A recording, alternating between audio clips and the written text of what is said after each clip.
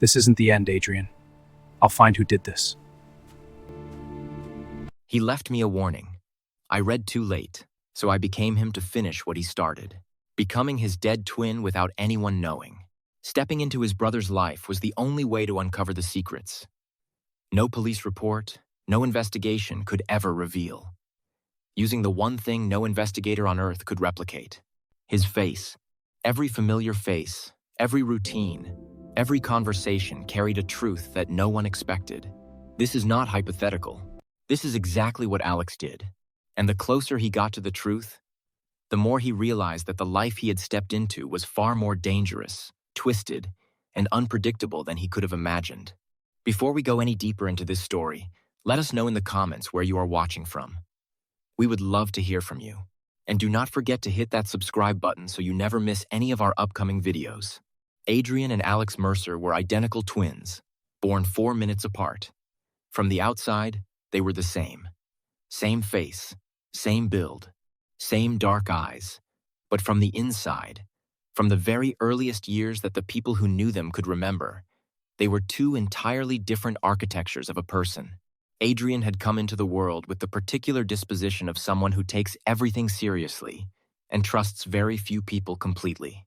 Alex had come in right behind him with the opposite, a natural ease, a social warmth, a way of moving through difficulty by refusing to let it feel as heavy as everyone else was insisting it was. And for most of their lives, that difference had been the defining fact of their relationship. The Mercer family had been a presence in their city for 3 generations. Not a famous name. Robert Mercer, the father, had spent 30 years turning a modest real estate and development operation into something that shaped the physical character of the city in ways that residents experienced daily, without ever connecting back to the family. Responsible. And into the life he had built, he had placed his twin sons and expected, without ever saying it in language that direct, that both of them would carry it forward. Adrian had accepted that expectation with the quiet, total commitment of someone for whom purpose and obligation had always felt like the same thing. By his mid-20s, he had a corner office, a penthouse apartment on the 14th floor of a building his father had helped develop, and a professional reputation that people in his industry described in almost identical terms regardless of how well they actually knew him. Calm, precise, controlled, and formidable in a way that was never aggressive. He was the version of himself that the situation required, and he held that version with a consistency that most people found impressive, and a very small number of people found isolating. Alex, his twin, had never found that consistency either possible or particularly desirable. He was warm where Adrian was controlled. He was spontaneous where Adrian was measured.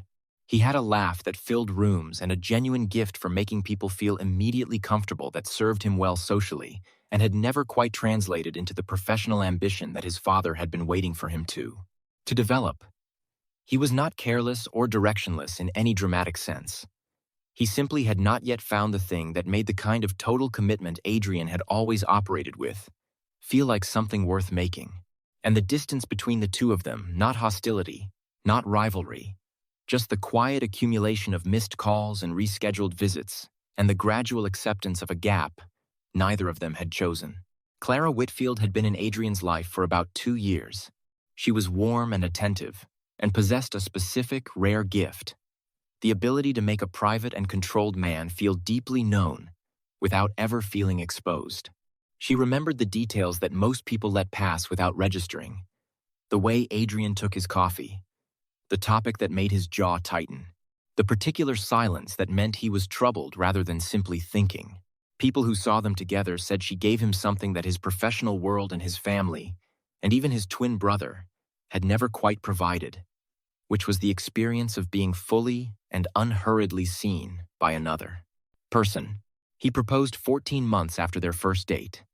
She said yes before he had finished the sentence. The wedding was set for spring. The venue was chosen.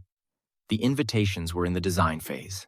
And Adrian Mercer, for what looked to every person watching like the first time in his adult life, appeared to be a man who had finally set down a weight he had been carrying without telling anyone it was there. His secretary noticed it. His colleagues noticed it. Markus noticed it. Being the meticulous person that he is, he wrote, In one entry dated 3 weeks before he died, that he could not continue, that someone was going to get hurt, and that the fear he had been trying to manage had grown beyond his ability to quietly contain it. He did not write a name. He did not specify what he had discovered or who had produced the fear. He closed the laptop and went back to the life that looked, from every visible angle, like a man approaching the best chapter of his story. Markus Hale had been Adrian's business partner for 6 years. They had built something real together, a professional relationship that had become a genuine friendship over years of shared pressure and long hours. And the particular intimacy that develops between two people who have watched each other navigate difficulty and come through it. Markus was set to be the best man at the wedding. He was the kind of person who moved through social rooms with the confidence that tends to get mistaken for trustworthiness before it has actually been earned decisive at work, engaging at dinner, the person you wanted beside you when a room needed to be managed. Everyone around him trusted him quickly. That was the most consistent thing people said about Markus Hale. And it was, in the end, the most important thing to understand about him. Inside Adrian's encrypted laptop folder, however, the financial records told a story about Markus that the social version of him had been very deliberately constructed to prevent anyone from finding. Transfer approvals carrying Adrian's signature, processed at hours when Adrian was not in the building. Wire authorizations for amounts that had no corresponding project in the company's formal accounts. Money moving in careful, consistent increments in directions that served Markus exclusively. And that Adrian, over months of patient and solitary documentation, had traced back to his partner without a single exception. He had not confronted Markus. He had made the careful choice document completely, reach certainty, act only when the picture was total and the position was unassailable. It was the right choice by every measure of precision and caution, and it was the choice that ran out of time before it could ever become action. On a Friday evening in early November, Adrian called his twin brother 3 times. 10:15, 10:23, 10:41. 3 calls, each one ringing out into the noise of a nightclub where Alex was exactly where he had planned to be, with his brother's name on a lit-up screen that felt, in that specific moment, like an interruption that could reasonably wait. After the 3rd call, Adrian sent a message, 11 words. If anything happens to me, it is someone close. Do not trust easily. Alex saw the notification in the parking lot of the party sometime after midnight, put the phone back in his pocket, went home, and went to sleep. And the next morning, his father called with 4 words in a voice that no longer sounded like his father, and Alex sat on the edge of his bed and read the 11 words that had been waiting since the night before and understood, with the kind of understanding that arrives fully formed and permanent, exactly what he had done by letting the phone ring. The private burial was attended only by the family. No announcement, no public acknowledgement. Robert Mercer managed the official story through channels he controlled. Adrian was abroad on an extended business matter, stepping back from the company temporarily for personal reasons. Clara Whitfield was told nothing. She was not at the graveside. She was not in the room. She was across the city in a quiet house, moving through wedding preparations for a ceremony. Alex stood at the grave after the others left and stayed in the cold for a long time without moving. And then he made the only decision that felt like it meant anything. He was not going to the police with 11 words and a feeling. He was not going to wait in his apartment for a system that did not yet know a crime had occurred to begin moving on its own. He was going to use the one advantage he had that no investigator, no attorney, and no official process could replicate. He had his twin brother's face. He could walk into Adrian's life and be believed. Not forever. Not without risk. But long enough to find what Adrian had been building toward when someone decided he needed to stop. He moved into the penthouse. He answered Adrian's phone. He sat at Adrian's desk and studied his brother's communication records at night to reconstruct his professional voice and his decision-making patterns from the inside out. And every morning, Clara Whitfield walked into that kitchen with the natural ease of a woman moving through a space that belonged to her life, and Alex smiled at her with his twin brother's face and watched her the way Adrian had watched the financial records carefully, without showing what he was looking for, waiting for the picture to develop completely before he moved.